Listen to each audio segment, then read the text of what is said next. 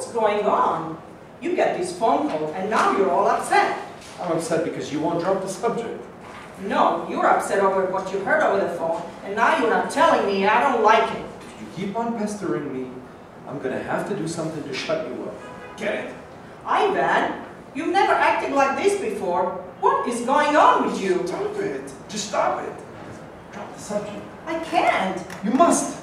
Please calm down. Just leave me alone for a while. Come on. Okay, I'll leave you alone if that's what you want. But I still don't like it. Yes. Leave me alone for a while, Louise. I'm sorry for what I said before.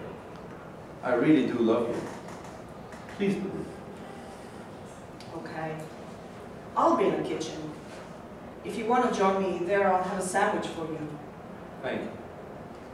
I really don't understand what got into you. Please drop the subject. Louise exits. Lights out. End of Act 1, Scene 10. Act 1, Scene 11. Time, 1994. Place, an apartment in a retirement community in Palm Beach, Florida. Stelsky and Louise, now elderly, are sitting in a room watching television. There's a sound of a knocking on the door. Who can that be? It's probably Harold. That old goat's beginning to become a real pest. Oh, don't be so cruel. You know that he just lost his wife and needs some company. Yeah, I know. Well, go see who it is. Louise gets up and opens the door. There are two women, both dressed in business suits. Hello, we're from the FBI. My name is Special Agent Dolan, and my partner here is Special Agent Bernal. They show their badges. We want to speak with Mr. Ivan Stelsky. Is he here? One moment, please.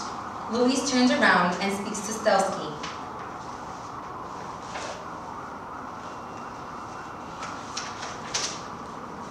Yes. Are you Ivan Stelsky? I am Ivan Stelsky.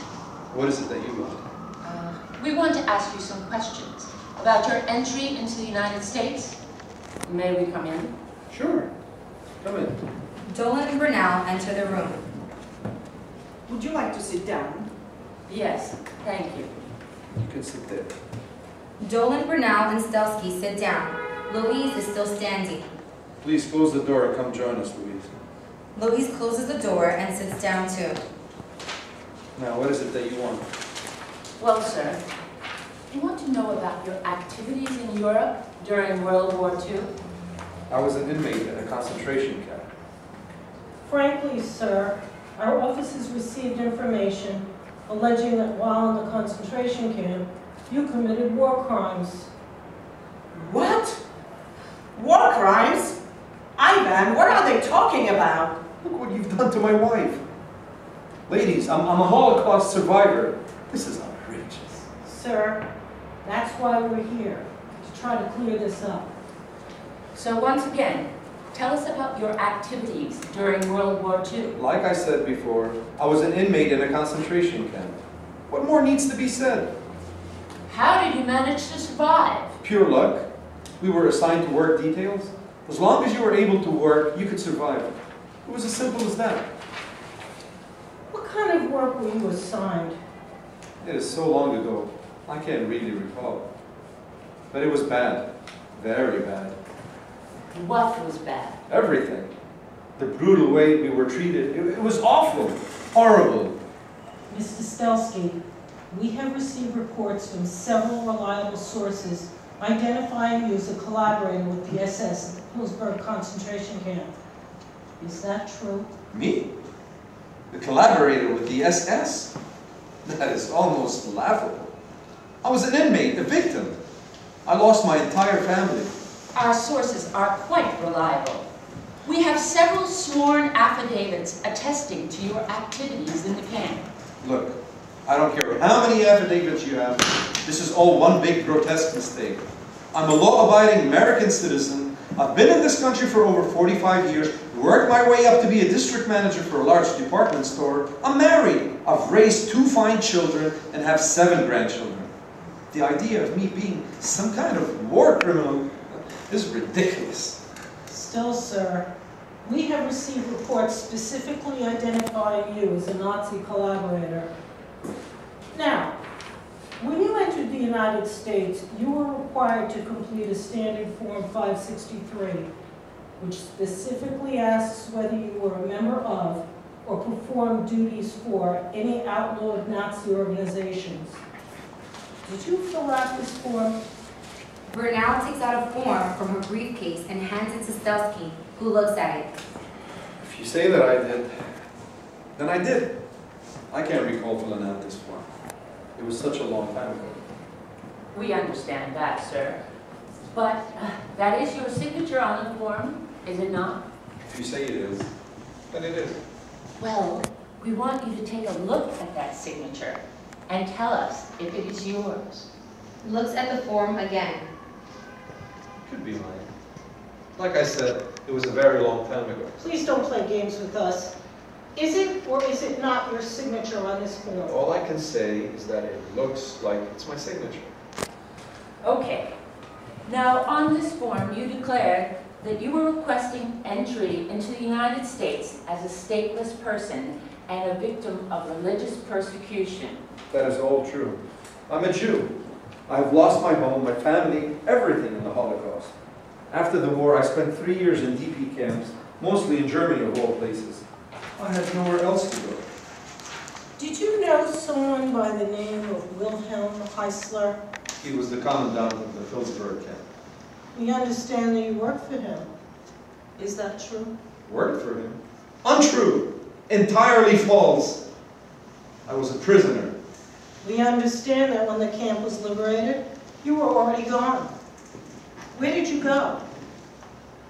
Why is Ivan being investigated now? This investigation has been ongoing for years. During that time, we have accumulated a mountain of evidence showing that your husband committed war crimes. Ivan was a victim, not a criminal. He's a good man, a good father, and a good husband. All of that may be true, but the fact remains that several informants have come forward identifying your husband as a collaborator and war criminal. Me? A Jew? A Holocaust victim? Committed war crimes? What a bunch of garbage. So, Mr. Stelsky, how come you were already gone when the camp was liberated?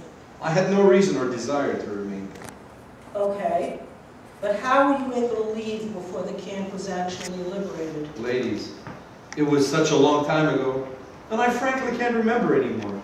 Conditions were chaotic. We know that.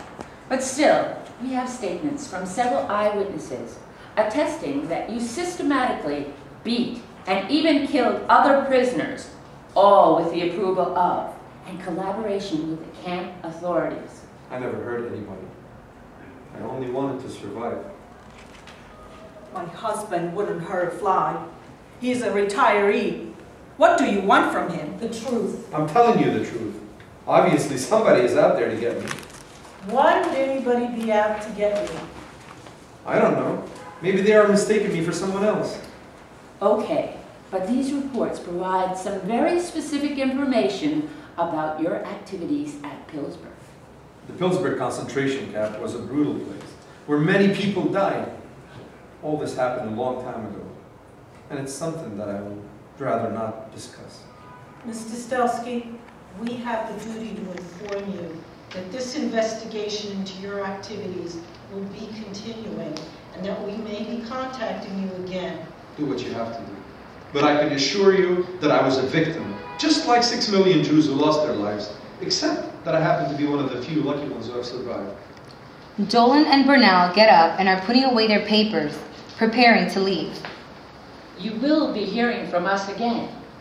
Have a good day. Dolan and Bernal exit. You are under investigation? Ivan, what is this all about? Lord, they have nothing on me. Why they should have anything on you? Please, Louise, don't upset yourself. I can't help being upset. 2 government agents just left our home accusing you of being a war criminal. Good Lord! Did anything happen during the war that I need to know? I tell you, nothing happened except my having committed the crime of surviving. Maybe I would have better been off if I had gassed me. Oh, please don't say that. Well, it's true. Look at what I have to put up with now. Being called a criminal. I didn't even ask to be put in a concentration camp, and whatever happened in there wasn't my fault. None of it was my fault. Do you hear? Of course, none of it is your fault. I know that. Please, let's not dwell on this any longer. I'm feeling tired. Very tired. And I think I'm just going to take a nap. Stelsky exits the stage. Louise is silent as the lights go out. End of Act 1, Scene 11. Act 1, Scene 12. Time, night. Place, the bedroom. Stelsky and Louise are asleep. Suddenly, Stelsky wakes up screaming. No! What is it, Ivan? I had a dream. A bad dream. About what? Awful stuff. Terrible stuff. Things that are too horrible to describe. Is there anything I can do? I don't know. I just don't know. Ivan, what did happen at Pillsbury? Things were bad. Period. Ivan, something terrible must have happened to you to be so upset after all these years. It was a question of survival. Do you understand?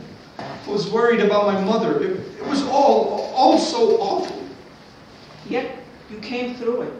You survived and you made a new life for yourself. Yes, I know that. Louise, is it wrong to want to survive? What are you talking about? Sometimes I think I would have been better off dead. Better off dead? Now, why are you now preoccupied with death? Because it's an escape. From what? The agony of living, especially when you're not sure whether you deserve to be alive. I never heard you talk this way before. I'm sorry for saying such things. I guess I'm just a little rattled by some of the questions one of those agents asked. It brought back some bad memories. But you were handling things so well for so many years. What changed? I don't know. All I know is that my life now seems so worthless. How can you say that? You've had a wonderful life, full life. How can all that be worthless? In the camp, many bad things happened. Things that I'm even ashamed of. Things that I would never talked about. Not to you, not to anybody. What things? I was forced to do some awful things that hurt people. But you were forced to do those things. The Nazis would have killed you otherwise. Maybe I was just a coward. I couldn't face death. I've never known you back away from anything. And if you did things in the camp that you're ashamed of, it's not your fault. None of it is your fault. The Nazis made people do lots of bad things. That's why they had to be defeated. Takes hold of Louise's hands. What would I have ever done without you, Louise? I love you. And I love you too. Stelsky and Louise look deeply into each other's eyes and start crying as the lights go out. End of Act 1, Scene 12.